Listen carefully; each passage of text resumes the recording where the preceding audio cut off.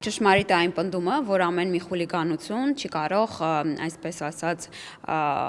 ընդունվել խոսքի ազատության քողի տակ եւ ասել, թե ժողովրդավարությունը, այսինքն մեր իրավապահ համակարգը պետք է գործի մեր իսկ ընդունված քրեական օրենսգրքի շրջանակներում եւ մենք կարծում եմ բավականին լավ սահմանել ենք թե խուլիգանությունը, թե ատելության խոսքը եւ այս բոլոր հանցակազմերը ես կարծում եմ իրավապահ համակարգի ուշադրության կենտրոնում պետք է լինեն։ Իսկ ինչ վերաբերում է կուսակցություն փակել չփակել Ես կարծում եմ, որ կուսակցության մասին օրենքը շատ լավ եւ ընտրական օրենսգիրքը շատ լավ սահմանել են այս ամենը։ Եթե հավելյալ լրացուցիչ գործիքակազմ պետք է, ես կողմ եմ քննարկումների, բայց ես մի անկեղծ դիտարկում անեմ, ես կարծում եմ, որ հենց սկսում են այս մարդիկ խոսել, շատ հստակ կարողանում են արձանագրել, թե ով են, ինչ մեխանիզմների կողմնակից են, թե արդյոք իրենք ժողովրդավարությունը պաշտպանելու են, թե արդյոք թույլ են տալու,